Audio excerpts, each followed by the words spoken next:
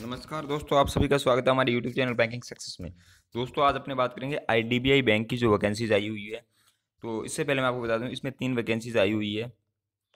एक पीयू की वैकेंसीज है, एक क्लर्क की वैकेंसीज है और एक एसओसी की वैकेंसीज है। यानी तीनों लेवल की वैकेंसीज आई हुई है। तीनों के लिए आप अप्लाई कर सकते हो। तीनों के लिए अलग अलग अप्लाई कर सकते हो। अगर आप पीयू के लिए अप्लाई कर रहे हो तो क्लर्क के लिए भी कर सकते हो और एसओसी के लिए भी कर सकते हो। इसके लिए आपको जो एलिजिबिलिटी क्राइटेरिया है वो रिक्वायर है वो कंप्लीट करना होगा, और अगर उसके अंदर आप आते हो तो तीनों पोस्ट के लिए अप्लाई कर सकते हो। इससे पहले यूट्यूब चैनल को सब्सक्राइब कर लीजिए, वीडियो को लाइक कीजिए और शेयर कर दीजिए सभी दोस्तों के साथ। अगर आपको कोई भी डाउट है तो कमेंट कर दीजिए। इससे पहले मैं आपको बता दूं कि जो भी इस वैकेंसी से रिलेटेड सबसे बड़ा सवाल है कि आईडीबीआई बैंक जो है वो प्राइवेट बैंक है या सरकारी बैंक है। तो इसके लिए अपने देख लेते हैं, यहाँ पे इन्होंने मेंशन किया है, ये देखिए। IDBI bank 51% shelled held by life insurance corporation of India. यानी आईडीबीआई बैंक के जो हाल ही में 51% शेयर्स थे वो सरकार से किसने ले लिए। अब पहले सरकार के अगर जिसके अंदर भी 51% शेयर हो तो वो एक सरकारी कंपनी या सरकारी बैंक होता है जिसके अंदर सरकार के 51% अगर शेयर हो। यानी इससे ऊपर कितने भी हो सकते हैं, मिनिमम ये है कि 51% शेयर होने चाहिए। इसी के साथ अगर आईडीबीआई बैंक की बात करें तो अब जो 51% शेयर है वो किसके पास है, life insurance corporation of India यानी एलआईसी के पास है। तो एलआईसी जो है वो एक सरकारी इंश्योरेंस कंपनी है। तो अब आप आईडीबीआई बैंक को एज ए प्राइवेट बैंक भी बोल सकते हो और एलआईसी के अंतर्गत आ गया। यानी अब इस पर अधिकार किसका है, एलआईसी का। एलआईसी 51% शेयर है। तो अब ये सरकारी बैंक अपने बोल सकते हैं इसको, क्योंकि एलआईसी सरकारी लिमिटेड है और सरकारी लिमिटेड के अंतर्गत कोई कंपनी काम करी तो सरकारी बैंक भी अपने उसको बोल सकते हैं। तो ये कन्फ्यूजन अपने को नहीं रखना है कि ये प्राइवेट बैंक है या सरकारी बैंक है। आपको जो भी जॉब है वो एज ए सरकारी लेवल पे मिलेगी, और आपको जो भी सरकारी एम्प्लॉयज़ को जो जो सुविधाएं मिलती है वो भी इसके अंदर आपको मिलेगी। तो ये आपको ये टेंशन लेने की जरूरत नहीं है, आपको सिर्फ जॉब चाहिए, वो जॉब इसके अंदर मिलेगी। सरकारी प्राइवेट का एक बार आप छोड़ दीजिए, उसमें कुछ नहीं होता। जिसके पास शेयर ऑफ मेजोरिटी ज़्यादा होती है वो उसका अधिकार होता है उसका ही, चाहे किसी का भी हो। ठीक है, तो ये एज ए सरकारी बैंक ही अपने कंडक्ट करेंगे इसको। अब आगे देखिए, इसमें यहाँ पे पीओ की बात करें, असिस्टेंट मैनेजर की, तो 500 पोस्टें रहेगी। और स्टेमिनेशन क्वालिफिकेशन क्वालिफिकेशन इसके अंदर क्या रहेगी, आपके पास मिनिमम ग्रेजुएट होनी चाहिए, ग्रेजुएशन आपने की हो। 60% है जनरल कैटेगरी के लिए, SC ST PW के लिए 55% है और ओबीसी के लिए भी 60% है मिनिमम मार्क्स ग्रेजुएशन के अंदर। ठीक है, मिनिमम एज है 21 और मैक्सिमम एज है 28। पीयू की बात हो रही है। और ऑनलाइन जो टेंटेटिव आपका एग्जाम की डेट रहेगी वो 17 मई 2019। ये भी टेंटेटिव है, चेंज हो सकती है। वैकेंसी भी टेंटेटिव है 500, आगे बढ़ भी सकती है वैकेंसीज यहाँ पे। आगे देख लीजिए, रिजर्व्ड फॉर अनरिजर्व कैटेगरी के लिए 228 वैकेंसी है, जनरल के लिए। SC के लिए 75 है, ST के लिए 37 है, OBC के लिए 135 है और EWS जो न्यू अभी इकोनॉमिकली वीकर सेक्शन जुड़ा है इसके अंतर्गत 25 वैकेंसीज है। तो ये आपकी वैकेंसीज रहेगी। अब इसके अंदर जो भी इंपॉर्टेंट थॉट्स है वो अपने डिस्कस करेंगे यहाँ पे। एलिजिबिलिटी क्राइटेरिया आपको बता दिया। यहाँ पे अपने दोबारा से चेक कर लेते हैं कि मार्कशीट के अंदर आपके मार्क्स कितने होने चाहिए। ये देखिए, यहाँ पे 60% होने चाहिए और 55% होने चाहिए SC ST के लिए। अब यहाँ पे ये नहीं कि सर 59.9% है फिर भी आप एलिजिबल नहीं हो, 60% है तो भी आप एलिजिबल हो, और 60 से ऊपर जितने भी है तो भी आप एलिजिबल हो, उससे कम यहाँ पे नहीं चलेगा। अगर देखिए यहाँ पे मोस्ट स्टूडेंट बोल रहे हैं सर इस साल हमारी ग्रेजुएशन हो जाएगी, क्या हम भी इसके लिए अप्लाई कर सकते हैं। देखिए, जब तक फॉर्म की लास्ट डेट है, जिस दिन तक फॉर्म भरे जाएंगे उस दिन तक आपका अगर रिजल्ट आता है तो आप इसके लिए एलिजिबल हो। इसके बाद अगर आपका रिजल्ट आता है तो आप इसके लिए एलिजिबल नहीं हो। कैलकुलेशन जो परसेंटेज आपकी है वो मैंने आपको बता दिया। यहाँ पे भी मेंशन किया हुआ है इन्होंने कि जो आपकी लास्ट मार्कशीट रहेगी, यानी सेमेस्टर वाइज नहीं, जैसे आपकी कंप्लीट, जैसे अगर बात कीजिए ग्रेजुएशन की तो जो डिग्री आती है कंप्लीट उसके अंदर कितने आपके परसेंटेज है, यानी तीनों ईयर्स को मिला के जो परसेंटेज होते हैं उनकी बात हो रही है यहाँ पे। ये देखिए, यहाँ पे उन्होंने मेंशन भी किया है कि 59.99% को इग्नोर किया जाएगा, 54.99% है उसको भी इग्नोर किया जाएगा। यहाँ पे जो एज है वो 1 मार्च के अनुसार होगी, यानी 1 मार्च 2019 को आपकी minimum age 21 year, maximum age 28 year होनी चाहिए। और रिलैक्सेशन आपको मिलेगा वो यहाँ पे देख लीजिए, नॉन क्रिमिनल ओबीसी वालों को, शेड्यूल कास्ट वालों को, ये जो आपका एज के अंदर अपर एज लिमिट के अंदर रिलैक्सेशन मिलेगा, लोअर के अंदर कुछ नहीं मिलेगा आपको। अप्लाई आपको पता ही है, इसकी साइट पे जाकर करनी है। फीस वगैरह देख लीजिए, 150 रुपये है, और ओबीसी वगैरह के लिए 750 रुपये है, सॉरी 700 रुपये है। यहाँ पे जितने यहाँ भी देखिए, अगर कोई भी आपका वर्क का एक्सपीरियंस है वो अगर आप इसके अंदर मेंशन करते हो फॉर्म के अंदर, तो उसके आपके पास जेन्युइनली जो है वो डॉक्यूमेंट्स होने चाहिए। डॉक्यूमेंट्स के बिना वो फिर मान्य नहीं होगा। और यहाँ पे ऊपर देखिए, इस चीज़ में आपकी ग्रेजुएशन के अंदर जितने भी आपके मार्कशीट्स है, चाहे आपने इंप्रूवमेंट मार्क्स के लिए किया है, हाई स्कूल की 10th और +2 की मार्कशीट है, तो वो सारी चीज़ें आपके पास कंडक्ट की हुई होनी चाहिए ओरिजिनली के अंदर। तो वो आप देख लेना कि कौन कौन से आपके पास वर्क का एक्सपीरियंस वगैरह है। यहाँ पे देखिए, जो link for application will be made live shortly. Link जो है ऑनलाइन एप्लीकेशन का वो जल्दी ही यहाँ पे आ जाएगा। जैसे ही आएगा अपने इन्फॉर्म कर देंगे। Date of online tentative test for all centre, यानी पीयू का जो एग्जाम है वो 17 मई 2019 को टेंटेटिव रखा है। टेंटेटिव का मतलब बैंक के अंदर यही होता है कि फिक्स होता है। तो 17/5 को फिक्स है कि आपका एग्जाम होगा पीयू का। अब क्लर्क की वैकेंसी आई है, एसओ की भी आई है, उसमें भी अपनी बात करेंगे। एक बार इसमें जो सिलेक्शन प्रोसेस है वो देख लेते हैं क्या कुछ है। यहाँ पे देखिए, सिलेक्शन प्रोसेस की अगर बात करें, सिलेक्शन प्रोसेस देखिए यहाँ पे क्या है। Logical reasoning, data analysis and interpretation. Number of question 60, maximum marks 60 के हैं। English language 40 question 40 marks. Quantity aptitude 40 question 40 marks. General economy banking 60 question 60 marks. Composite जो टाइम है वो रहेगा 2 घंटे का। ठीक है, तो यहाँ पे लॉजिकल रीजनिंग के अंदर आपको पास डाटा एनालिसिस एंड इंटरप्रिटेशन भी दे रखा है।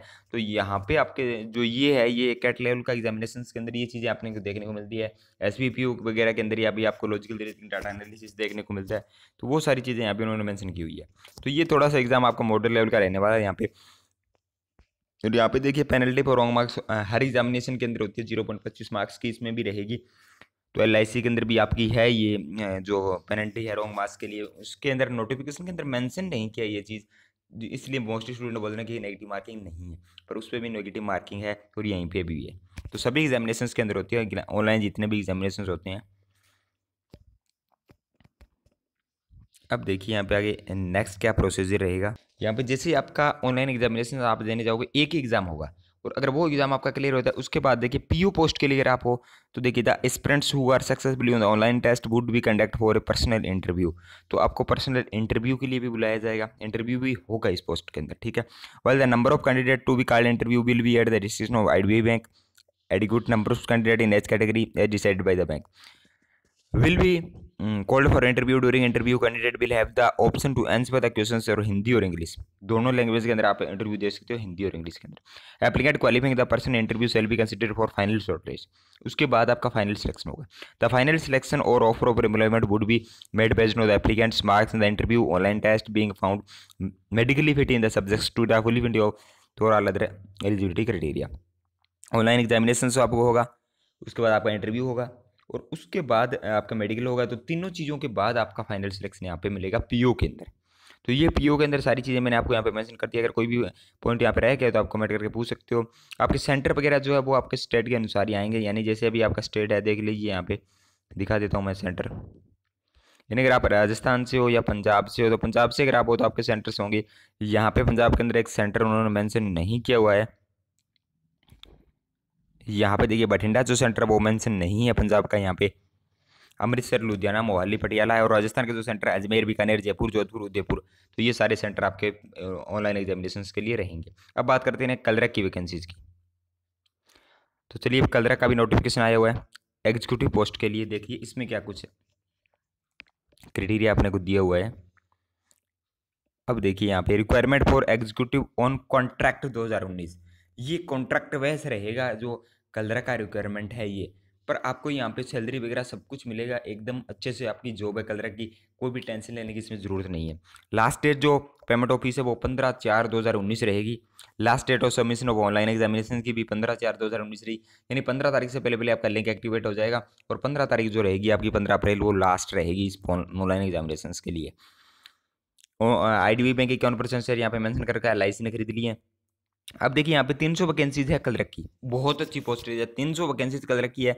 ग्रेजुएशन के अंदर 50% चाहिए। SC ST PW के अंदर 45% आपको नंबर चाहिए। मिनिमम एज जो आपकी 20 और मैक्सिमम एज आपकी 25। Test of tentative date of online test की जो रहेगी 16 मई। अब देखिए पीयू और कलरक दोनों फॉर्म आप भर सकते हो। वहाँ पे 17 मई का ऑनलाइन एग्जामिनेशन है आपका, इसमें 16 मई को आपके ऑनलाइन एग्जामिनेशन है, यानी दोनों अलग अलग डेज पे एग्जाम है। तो आप दोनों पोस्ट के लिए अप्लाई कर सकते हो। अनरिजर्व्ड 137 है, SC के लिए 45, ST 22, OBC 81 पोस्टें आपकी रहेगी। तो इसके अंदर जो मेजर चेंजेस है वो यही है कि आपकी जो एज है वो 20 कर दी है, और आपकी जो मार्क्स है वो 50% कर दिए हैं, और वैकेंसी 300 है, और ऑनलाइन डेट जो एग्जाम की है वो चेंज हुई है। अब इसके अंदर और कुछ भी चेंजेस नहीं है, और जो चेंजेस है वो है सब सिलेबस के अंदर। चलिए वो देख लेते हैं अपने एग्जाम पैटर्न वगैरह। देखिए जो एग्जीक्यूटिव का जो आपका यहाँ पे रहेगा सिलेबस क्या रहेगा, test of reasoning, test of working English language, test of working English language, test of quantitative aptitude. तो 50-50 मार्क्स के रहेंगे, 150 मार्क्स के आपके रहेंगे, 150 क्वेश्चन रहेंगे, और 90 मिनट का आपको यहाँ पे टाइम मिलेगा। तो एकदम इजी लेवल का पेपर होगा ये। इस पेपर को एकदम इजी लेवल का पेपर अपने बोल सकते हैं, क्योंकि टेस्ट ऑफ रीजनिंग का मतलब ये होता है कि एकदम लो लेवल की चीज़ें वहाँ पे आएगी। टेस्ट ऑफ क्वांटिटिव एप्टीट्यूड का मतलब है एकदम लो लेवल की चीज़ें आएगी। और पेपर आपका इंग्लिश और हिंदी दोनों के अंदर दे सकते हो आप। तो ये आपके लिए बहुत अच्छी पोस्ट रहेगी, एकदम इजी लेवल का पेपर आपको आएगा। जैसा भी आरआरबी कलरक का भी एग्जामिनेशन आता है, वहाँ पे इंग्लिश नहीं आती, पर यहाँ पे इंग्लिश है। मान लीजिए आप IBPS कलरक का एग्जामिनेशन आता है, उसी लेवल का कुछ एग्जाम आएगा ये। तो इजी एग्जाम होगा, तो कट ऑफ भी हाई जाने के चांसेस है। तो एक्यूरेसी मैटर करेगी वहाँ पे, आपको भी पता है। अब देखिए यहाँ पे जो पेनल्टी मार्क्स है वो 0.25 रहेंगे, और यहाँ पे आपके इंटरव्यू नहीं होगा, पर यहाँ पे जो आपका फाइनल सिलेक्शन होगा वो ऑनलाइन टेस्ट के बाद आपके डॉक्यूमेंट वेरिफिकेशन होगा, और इसी के साथ आपका प्री रिक्वायरमेंट मेडिकल टेस्ट होगा। उसके बाद आपका जो फाइनल सिलेक्शन है वो होगा। अब तीसरी पोस्ट यहाँ पे आई थी, सेंटर वगैरह जो फीस वगैरह वो सेम रहेगी यहाँ पे भी। तो तीसरी पोस्ट जो अपनी आई थी वो आई थी SO की। तो चलिए SO के बारे में अपन देख लेते हैं क्या कुछ यहाँ पे इन्होंने मेंशन किया है SO के लिए। लिंक यहाँ पे जल्दी आ जाएगा, और यहाँ पे देखिए SO की पोस्टें ये रही। अगर आप GM ग्रेड लेवल E के लिए करें तो नंबर ऑफ वैकेंसी 1 है, जर्नल के लिए 1 की है वैकेंसी।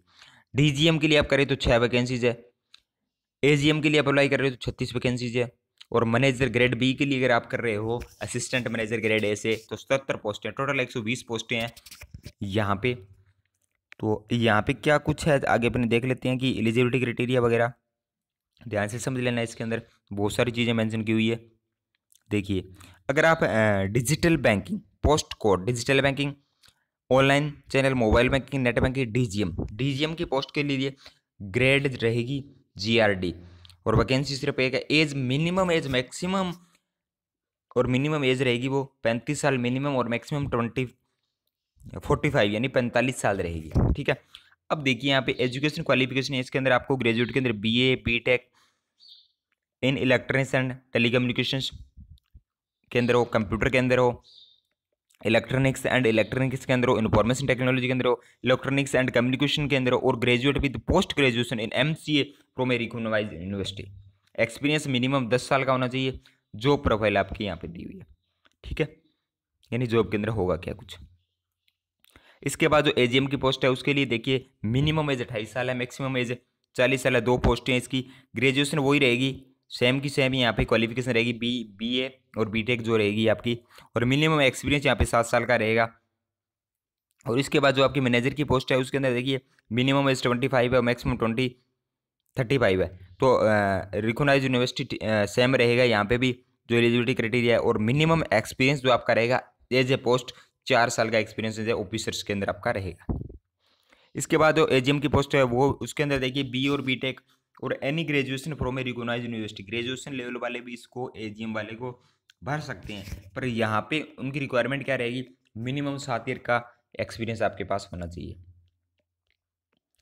इसके बाद देखिए मैनेजर की पोस्टों के लिए मैंने यहाँ पे बता दिया आपको क्या कुछ रहेगा। AGM की पोस्ट के लिए भी बता दिया है, और ये आपका DGM की पोस्ट के लिए हो गया। तो ये सारी एलिजिबिलिटी क्राइटेरिया आप यहाँ पे जिस भी कैटेगरी के अंदर आप आते हो उस कैटेगरी से आप इस फॉर्म को फिल कर सकते हो। यहाँ पे एंड अलाउंसेंस देख लीजिए। अगर आप जर्नल मैनेजर ग्रेड E के लिए अप्लाई करते हो तो जो आपका स्केल रहेगा 36,200 रुपये, 36,200 रुपये रहेगा।